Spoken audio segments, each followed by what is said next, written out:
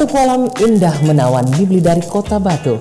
Teriring salam kami haturkan Assalamualaikum warahmatullahi wabarakatuh. Enak sungguh kue Srikaya dibuat oleh-oleh ke kota Malang. Salam hangat dari bumi Sriwijaya. Berjumpa di dalam acara podcast RRI Palembang.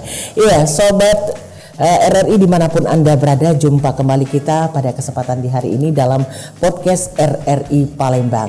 Dan tentunya bahasan yang akan kita bahas, sesuatu yang sangat menginspirasi dan juga mengedukasi, adalah mengenai tentang sejarah dari bahasa Palembang.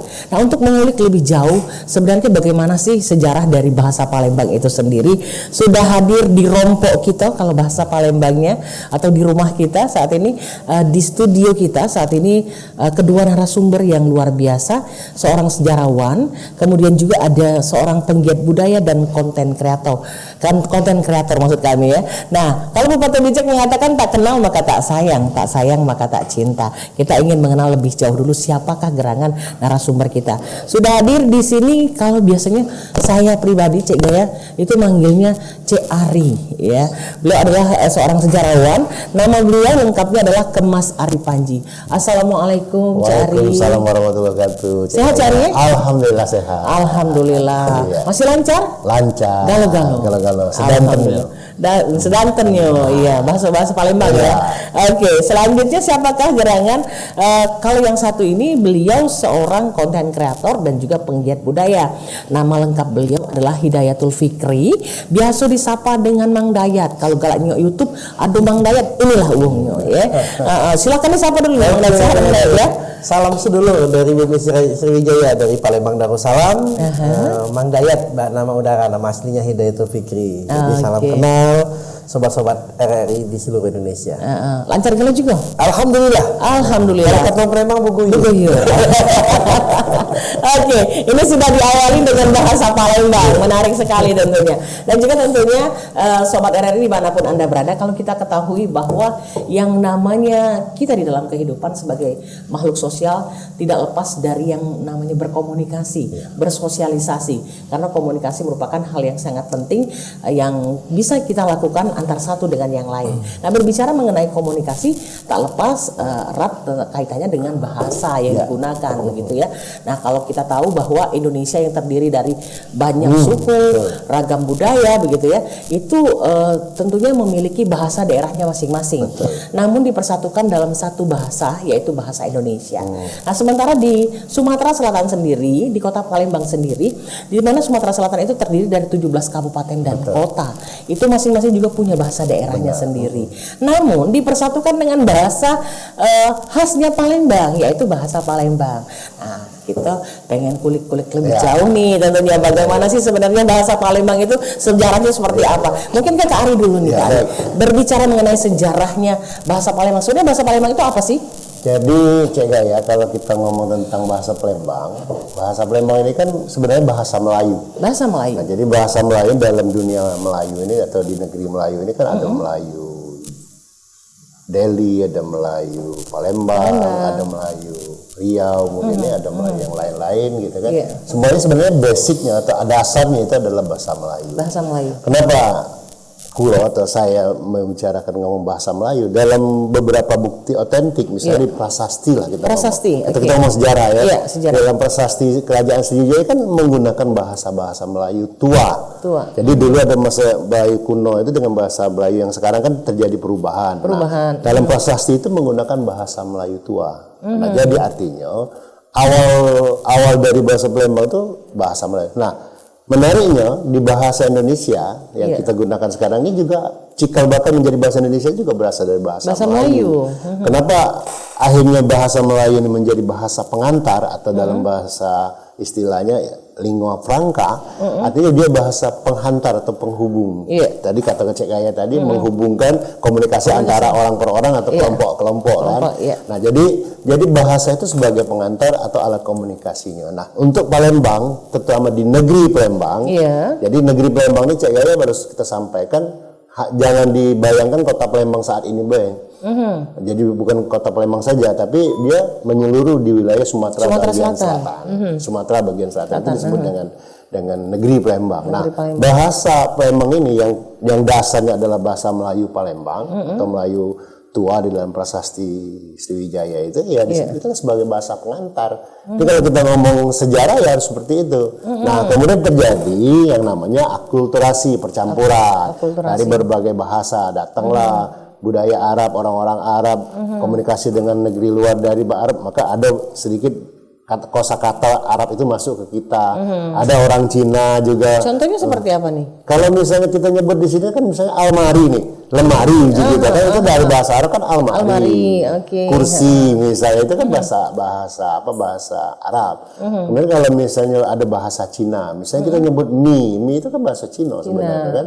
Nah, kemudian juga ada mulai masuk bahasa Eropa. Dalam hal ini bisa Belanda dan Inggris termasuk Portugis. Nah, banyak bahasa yang bercampur. Nah, ini yang dari luar ya ketika kita ada penjajah. Bagaimana dengan daerah lain? Pertanyaannya. Nah, ketika kita berkolaborasi atau berakulturasi dengan adanya hubungan dengan Jawa, maka juga ada bahasa Jawa masuk. Jawa masuk. Nah, sehingga yang kita kenal sekarang ini ya sebenarnya adalah bahasa Melayu yang sudah berkolaborasi atau berakulturasi dengan bahasa-bahasa daerah lain, baik itu dalam negeri maupun luar negeri. Kalau kita konteks sekarang berarti masuk dari beberapa negara maupun di dalam antar pulau kita sendiri.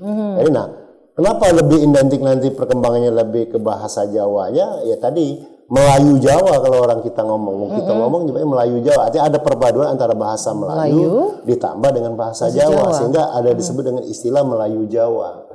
Jadi salah misalnya kalau orang mau ini bahasa Jawa. Atau dia ngomong ini bahasa Palembang yang murni. Nggak bisa kita katakan murni. Kenapa? Karena sudah ada percampuran. Karena akulturasi tadi ya. Karena kita kan hidupnya bertahun-tahun seperti itu. Oke, kita ke Mang Dayat nih sebagai tentunya penggiat budaya dan juga seorang konten kreator. Kalau menilik hal tersebut gitu, Mang Dayat, seperti yang dijelaskan oleh Kak Ripanji tadi ya. Kita pengen tahu sampai sejauh ini sebenarnya perkembangan daripada bahasa Palembang itu seperti apa sih sekarang ini? Baik mungkin di segala lapisan masyarakat lah, termasuk kalangan muda gitu. Jadi memang pertama kita banyak bersyukur juga sih kalau bahasa Palembang kita satu rumpun dari Melayu itu menjadi salah satu bagian atau inkubator embrionya dari bahasa Indonesia. Tapi kalau cikal bakalnya dari bahasa Indonesia itu dari itu ya.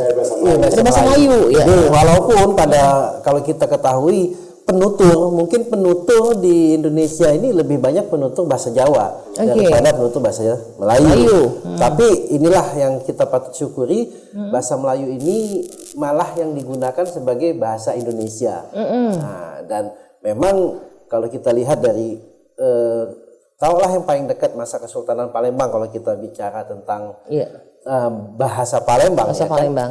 Artinya memang peran dari bahasa Melayu itu sebagai pengantar bahasa internasional di kala itu memang sudah berperan sangat banyak pada saat itu. Akhirnya kan di salah satunya itu di Palembang terjadi akulturasi tadi.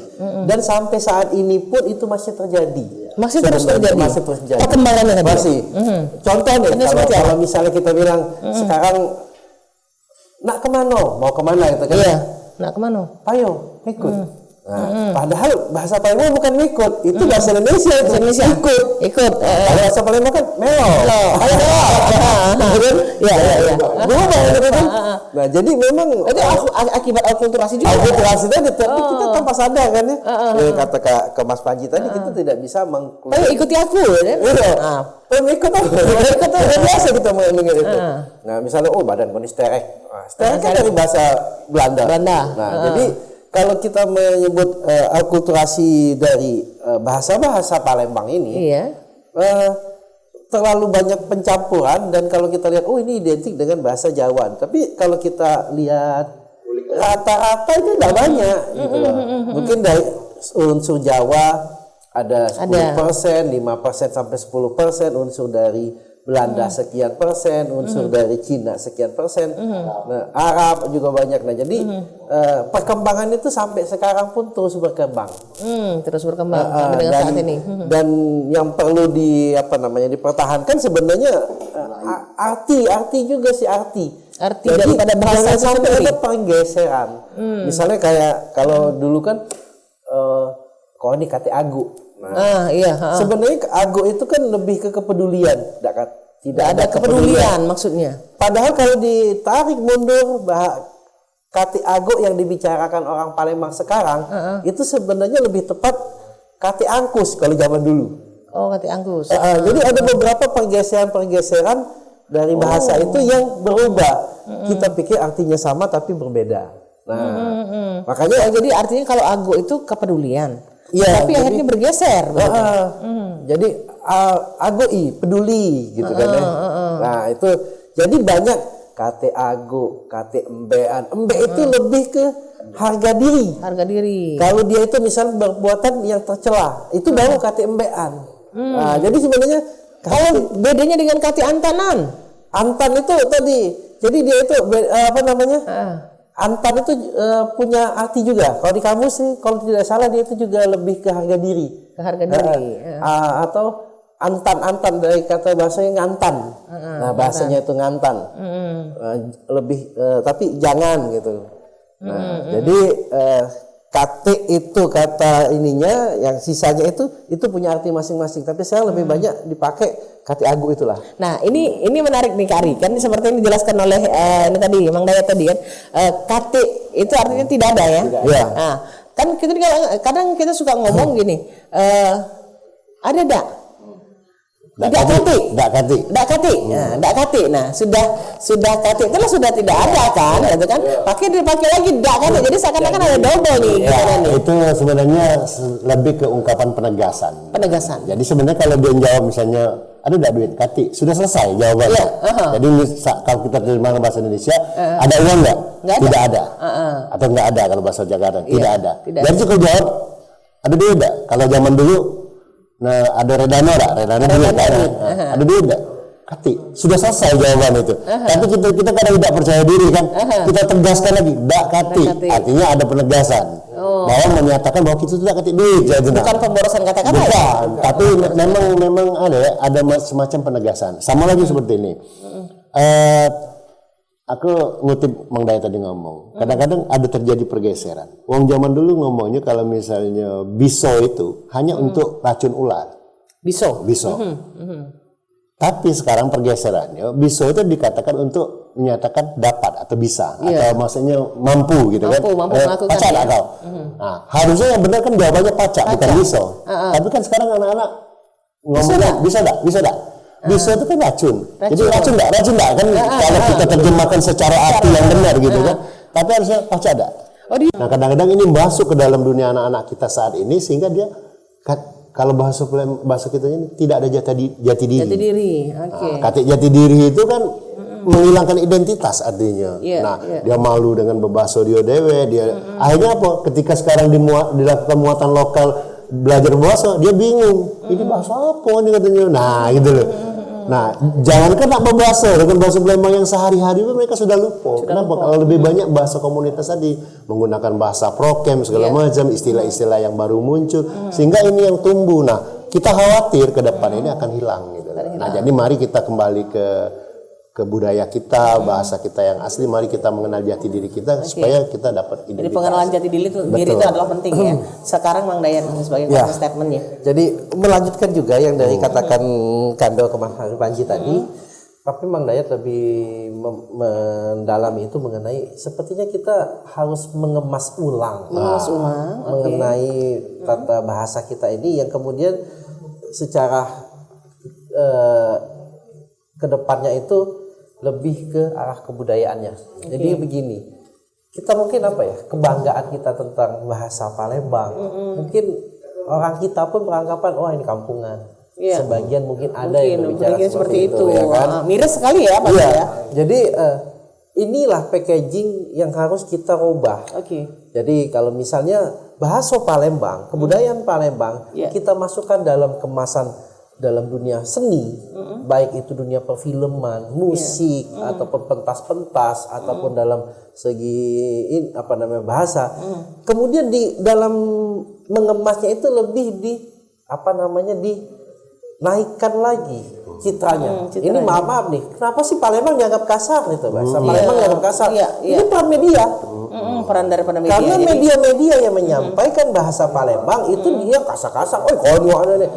Kok nggak ditampilkan bahasa yang halus-halusnya? Jadi se-Indonesia framing kasar. Padahal kita punya bahasa halus. Kalau kita ke kampung-kampung di Palembang, wah itu bukan main sopan-sopannya, misi ibu macam apa. Tapi kalau di pasar, ini bahasa pasar. Baik. Seperti itu. Baik, terima kasih sekali lagi tentunya untuk Cik Ari Panji dan juga Mang Dayat yang sudah hadir tentunya di rompok kita di podcastnya RRI pada kesempatan di suasana siang hari ini. Obrolan kita banyak sekali tentunya mengedukasi, memberikan informasi-informasi kepada masyarakat secara meluas nih ya, bahwa bagaimana sih sebenarnya sejarah dari Palembang, dari bahasa Palembang itu sendiri, dan bagaimana sebenarnya bahasa Palembang itu asal mulanya, dan juga adanya pergeseran-pergeseran yang seperti diungkapkan tadi ya. Dan semoga ini bisa menjadi edukasi bagi masyarakat sehingga apa kita harapkan bisa terwujud. Amin. Sekali lagi terima kasih hadirannya, dan juga tentunya untuk sahabat RRI dimanapun Anda berada ya. Sampai di sini mungkin podcast kita bersama RRI Pangdam, dan sampai jumpa. Assalamualaikum warahmatullahi wabarakatuh. Waalaikumsalam warahmatullahi wabarakatuh.